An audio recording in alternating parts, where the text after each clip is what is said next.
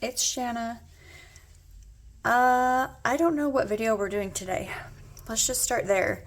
I am going to clean this mess up. And I thought maybe we could go over the cards I intend to use for May. Who knows? I'm not sure. I know usually, people like to come on here and be given kind of an idea of what the video is about, like a structure, notes, I don't know. But I just got home from an appointment and feeling a little overwhelmed with life, I suppose. And so we're just going to roll with it. So I'm going to get this cleaned up. This is from a reading that I did yesterday morning before work. And I just really liked the way it looked, so I just left it here. And if you follow me on Instagram, you'll have seen the picture of it. But that's where I'm at. So I'm just going to tuck a few things away.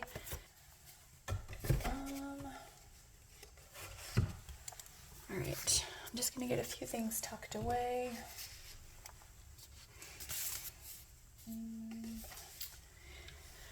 So let's chat Kickstarter for a minute.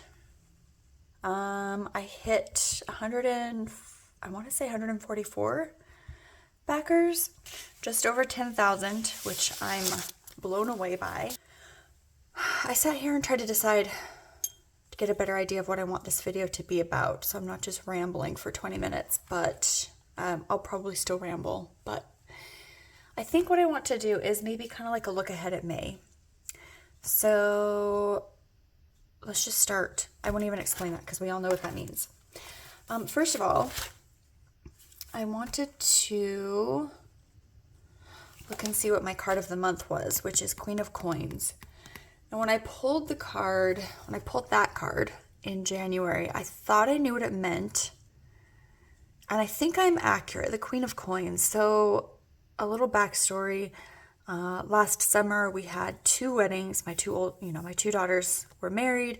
We had a couple of unexpected home improvements, and essentially all of these things added up to some debt that we spent the next several months paying back. And I just finished paying it off at the beginning.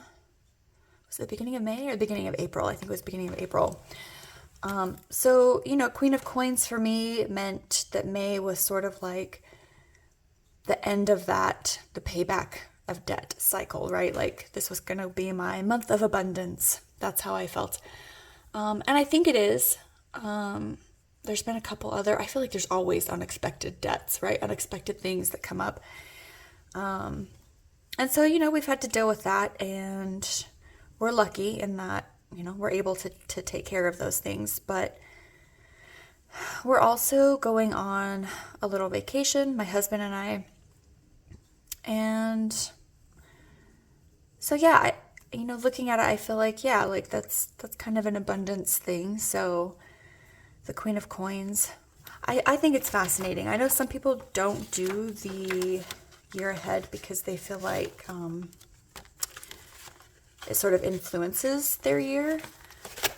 But so far, I've not experienced that. I enjoy it. I think it's a lot of fun to look ahead and sort of find the synchronicities in what was drawn.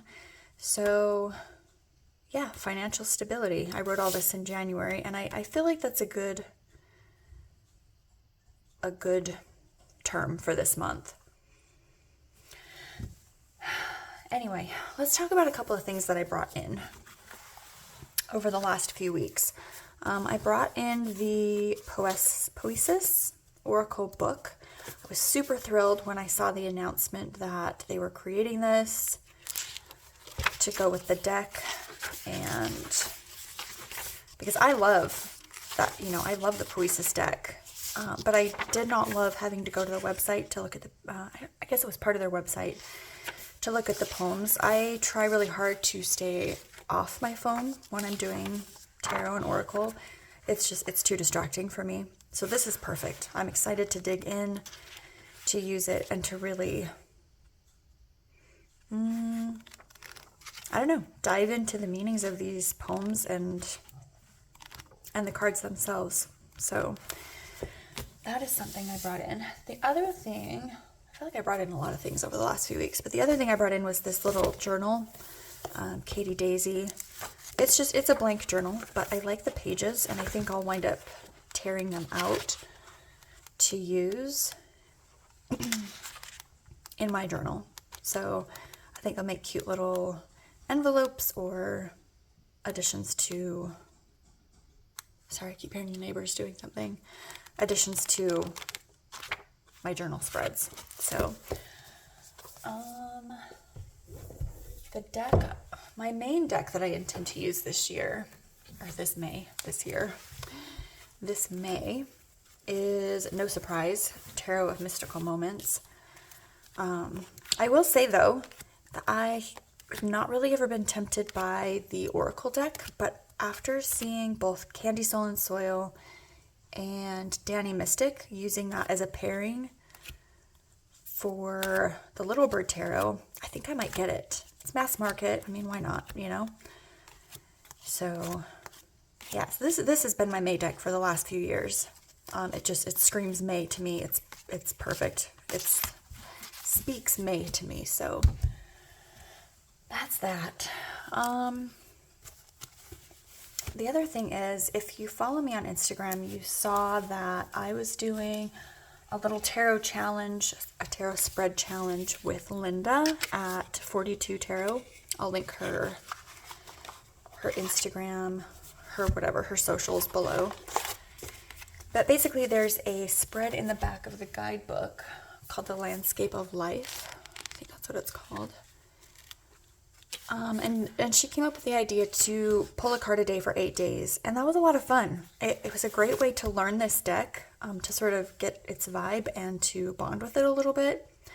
And I've never really done that before with a deck, I'll be honest. You know, I'll use a deck for a month, a week, a few weeks, whatever.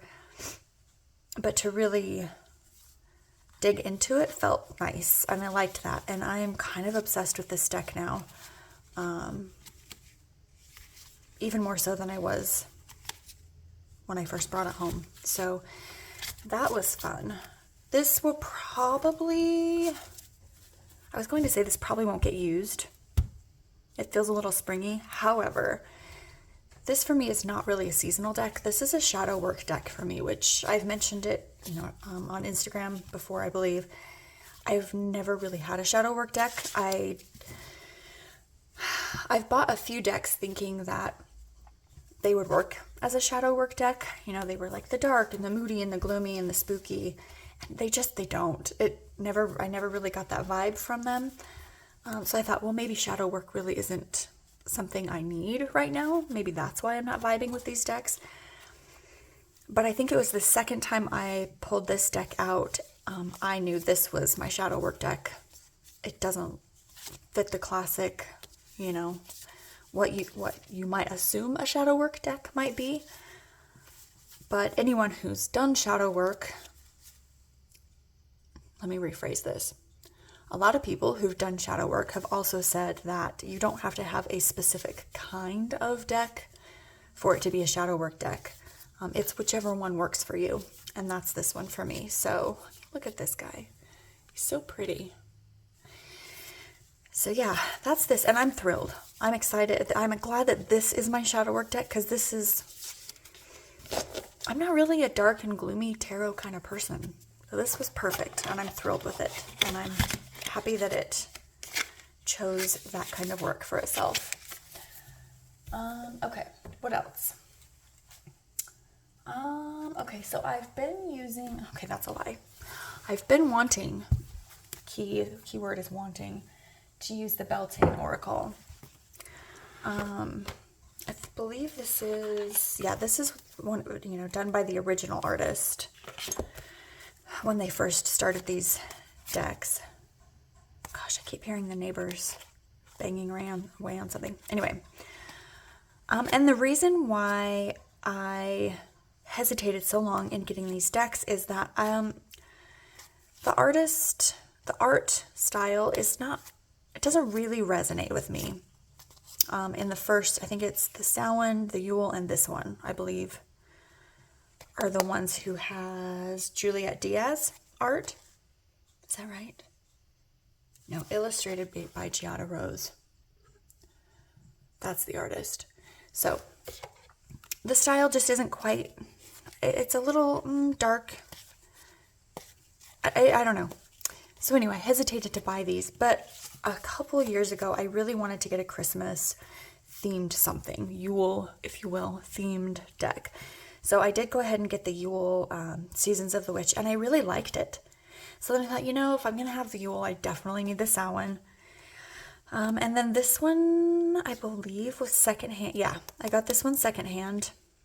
And, at that point, I had 3 of the 4 that were released. And I believe it's the 4th one, the Mabon one that came out from the new artist. And I really liked their art. So then I had 4, and I knew there were going to be 8. So at that point, I was just, I was in it too deep not to get the rest of them. So, I like the concept of this. I like that it's a seasonal. I haven't really used it that much. I don't know. Is that a good enough reason? I mean, I don't know. I haven't vibed with it, but I have all of the ones that have so far been released. I think I'm waiting for Litha. Or is Litha the one that I do have? I feel like there's one more being released this year. I can't keep track. Anyway, I'm waiting for one on pre-order. I can order decks through my work, and there's one on pre-order that I'm waiting for. I think it's the summer one. I don't know. Doesn't matter at this point. So for the fern spell, did I talk about this? This might have been in a video that I deleted last week. Anyway, basically you get a fern and a rock, and you whisper your secret to the rock, and then you bury it in the fern, because apparently ferns are ancient secret keepers. And that sounds amazing. I usually buy a fern in the spring to put on my front porch, so that sounded perfect. I would like to do that. I'm not sure what secret I will tell the little rock, but I thought it sounded like an easy, straightforward little bit of magic that I can do. What else? I think that's kind of it for what I brought in the last few weeks. I know in April I brought in a lot of different decks. But yeah, over the last few weeks, that's going to be it. Oh, okay, so I just started. No, let me back up. A few weeks ago, Tara from Cozy Core Craft did I can't remember what she calls the video. But basically, she talked about some of the books that she'd been reading, and she reviewed a book called Asking for It. I will say, if you're interested at all, I'm not going to get into it here, but if you're interested at all, be sure to do your homework before reading the book, because there's, it's a whole thing. It was really good. I enjoyed it. Judge me, that's okay. And then I read the second one called Begging for It. Pretty sure that's the order. It was a little heavier. I didn't enjoy it as much. But I finished it, and it was good for what it was. But I've moved on now to Salt and Broom, which I don't have the book. I have the Kindle, and it's in the other room, so I'm not going to go get it. Okay, wait, I will go get it because I want to mention the author. So one sec. Okay, Salt and Broom by Sharon Lynn Fisher. I actually got this on Kindle, I want to say probably a year ago, 6 months ago, and it sounded good, so I put it on the Kindle. I think I got it on a sale through Kindle, but I hadn't really picked it up. I have a hard time reading books on Kindle. I enjoy the tactile experience of a book, the paper.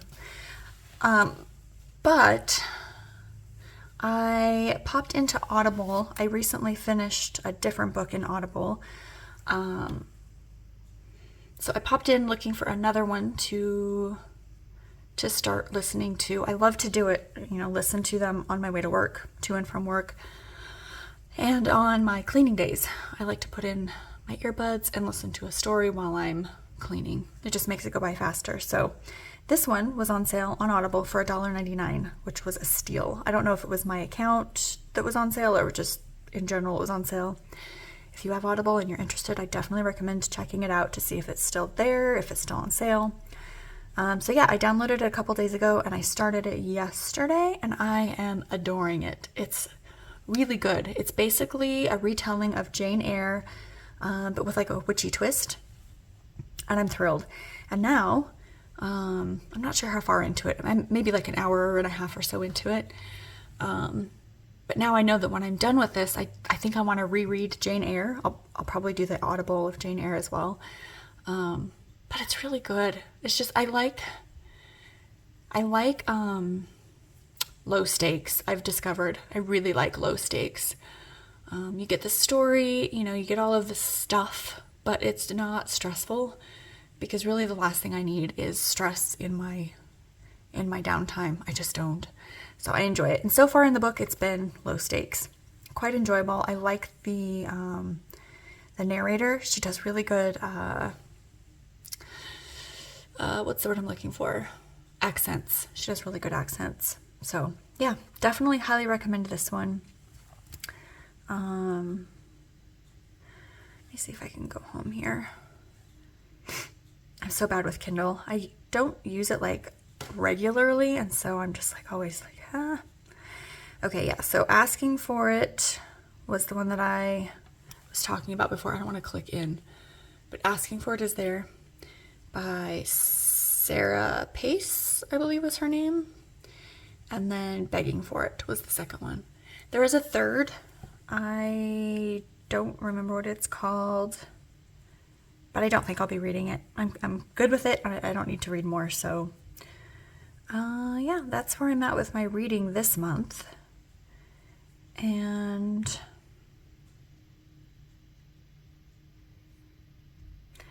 I'm in the middle of reading. Did I finish it? I'm so bad. Honestly, I've never read multiple books at once before, but I just started doing that about, I want to say maybe a year ago. It's been really enjoyable. Was it fiction? Yeah, all fiction. I would say most of them are all low stakes. I would say the highest stake book I'm reading, or series I guess that I'm reading right now, is the Ninth Wing? What is it called? Is that in here? Audible? Fourth Wing series. So I read book 1 and 2. 3 has not yet come out. I would say those are my highest stake books, and those are not high stakes. I would not call them high stakes, but I mean, maybe a little bit, like what, medium stakes? I don't know. But yeah, it's been enjoyable. So anyway, point being is that I have been reading, what's the name of it? It's the one with the raven on the front, like herbs, like a green cover with a raven on the front. This is the problem with reading multiple books. I can't remember their titles. I will insert a picture. How about that? When I sit down to edit the video. But that was very enjoyable. It was good. I had it on my to be read list for quite a while, and then Krista at Krista Chronicles recommended it, so I did pick it up. And I'll be honest, I think the thing that sent me over the edge as far as getting the book was that I was in Barnes & Noble and I saw it, and the texture of it is like, it's like the rose petal finish tarot cards, and that sealed the deal for me. I knew I needed to have it. So beautiful book, cute story. I really enjoyed it. And yeah, that's where I'm at. What else can we talk about? I feel like there was another. Oh, I guess there's not. That's okay. Well, I guess that's kind of it. I don't know. I don't have a ton to talk about. I've been super busy at work. I've been highly engaged in the Kickstarter, trying to make sure I keep up with comments. I will say I had to laugh. Being my first Kickstarter, I didn't realize that creators like to go in and do updates throughout the process. I guess like I've backed several projects. I think I'm at like 13 projects, but I didn't realize that the updates were like part of the process. And it was so funny when we funded a few days ago, one of the commenters was like, "Oh, I'm so excited this happened. I can't wait for an update." And I was like, "Huh, what a weird comment." Like, I was like, "An update? Like, where am I going to give you?" I don't know. I was like, "Okay, cool. Haha."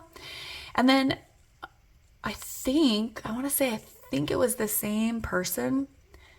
Could have been a different person. Doesn't really matter. But I think the same person commented that the same thing again, I think it was like 2 days later, they commented, "Oh, looking forward to an update." And I was like, okay, what is this update? So it's funny, you can't really